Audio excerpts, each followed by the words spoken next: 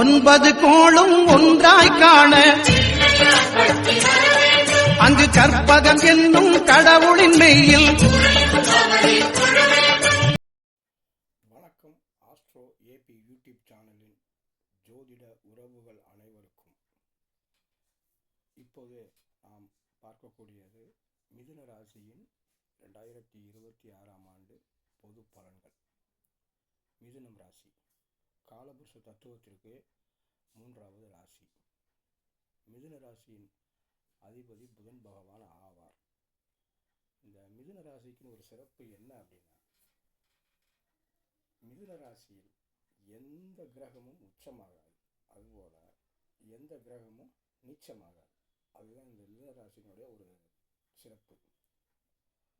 அப்படிப்பட்ட மிதுன ராசிக்கு இந்த 2026 பலன் ஏற்பட்டதுன்னு பார்ப்போம் வாங்க. குரு ஜனன குரு, அதாவது உங்கள் ராசியில குரு இருக்கிறார், சரியா? அவர் 5, 7, 9ஆம் இடங்களை பார்க்குறார். கல்யாண வயதில் இருக்கக்கூடிய குழந்தைகளுக்கு நிச்சயமாக கல்யாணம் நடக்கும். மகனுக்கோ அல்லது மகளுக்கோ கல்யாணம் நடக்க வேண்டியதாக கண்டிப்பாக அந்த வருஷம் நடக்குங்க. அதுவும் வருகிற ஜூன் மாதத்துக்குள்ளேயும் அதுக்குண்டான ஏற்பாடுகள்லாம் செஞ்சுருவீங்க. கண்டிப்பாக ஜூன் மாதத்துக்குள்ளேயே கல்யாணம் முடிஞ்சிடும்னு வச்சுக்கோங்களேன். அது எந்த மாற்றமும் இல்லை. அதே போல் கல்யாண வயதில் இருக்கக்கூடிய மிதுன ராசி அன்பர்களுக்கும் கல்யாணத்துக்கான ஏற்பாடுகள் தற்சமயம் நடக்கும், சரியா? சனி 10ஆம் இடத்துல இருக்கார். தொழில் ஸ்தானம், வேலையை நல்லா கொடுப்பாரு. தொழிலில் நீங்கள் ரொம்ப இதாக இருக்கார். காரணம் என்னன்னா, சனி பகவான் 10ல் இருக்கார். இப்போ 10ல் இருக்கக்கூடிய சனி பகவான் நீங்கள் எவ்வளவுக்கு அளவு தொழிலில் உண்மையாக இருக்கீங்களோ அந்த அளவுக்கு உங்களுக்கு ஒரு முன்னேற்றத்தை கொடுப்பாரு.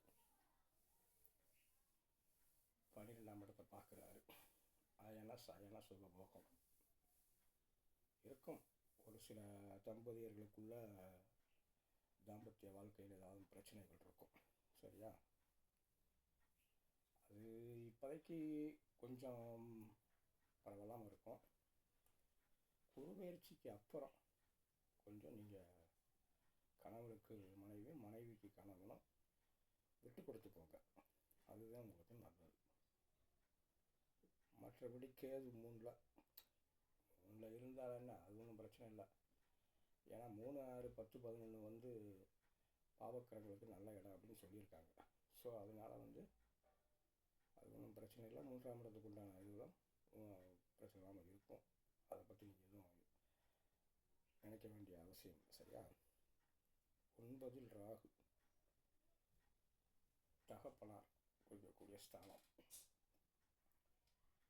தகப்பனார் ஒரு வயசானவங்களாக இருந்தாங்கன்னா அவங்களுடைய உடல்நிலையில் கொஞ்சம் கவனமாக பார்த்துக்கோங்க, சரியா? மற்றபடி மிதுன ராசிக்கு இந்த 2026 நன்றாகத்தான் இருக்கும். குருபெயர்ச்சிக்கு அப்புறம், அதாவது ஜூன் மாதத்துக்கு அப்புறம் குரு 2ஆம் இடத்துக்கு போகிறாரு. ஆகவே குடும்பத்தில் புது வரவுகள் வரும். புது வரவுகள் எப்படின்னா, குழந்தை பாக்கியம், சரியா? மகனுக்கோ மகளுக்கோ குழந்தை பாக்கியம் அதுபோல தான் ஏற்படும். அதே மாதிரி வெளிநாடு செல்லணும்னு நினைக்கிறவங்களுக்கு கண்டிப்பாக ஜூன் மாதத்துக்கு அப்புறம் நீங்கள் வெளிநாட்டுக்கு போகிறதுக்கு வாய்ப்பு இருக்குது. அதுக்குண்டான ஏற்பாடுகளை இப்போதே தயார் பண்ணி கொள்ளுங்கள். நிச்சயமாக வெளிநாட்டுக்கு செல்லக்கூடிய யோகம் உங்களது சுயஜாதகத்தில் இருந்தால் கண்டிப்பாக 2026 ஜூன் மாதத்திற்கு அப்புறம் நீங்கள் வெளிநாட்டிற்கு செல்வீர்கள். ஐயா, நீங்கள் சொன்னீங்க வெளிநாட்டுக்கு போயின்னு சொல்லி ஒன்றும் நடக்கலையா அப்படின்னு கேட்டிங்கன்னா, உங்கள் சுயஜாதகத்தில் அது சரியாக இருக்கும், சரிங்களா? அதை பார்த்துக்கோங்க. மேலும் இது மிதுன ராசிக்கு ஒரு பொது பலன். உங்கள் சுய ஜாதகப்படி, உங்களுடைய பிறப்பு ஜாதகப்படி என்ன பலன்கள் நடக்கும், சுயஜாதகத்தின் பலன்களை அறிய மேலே கொடுக்கப்பட்டுள்ள எனது வாட்ஸ்அப் எண்ணிற்கு தொடர்பு கொள்ளுங்கள். வாழ்க வளமுடன். மிதுன ராசி அன்பர்களுக்கு இந்த 2026ஆம் ஆண்டு நல்ல ஆண்டாக அமைய ஆஸ்ட்ரோ ஏபியின் நல்வாழ்த்துக்கள்.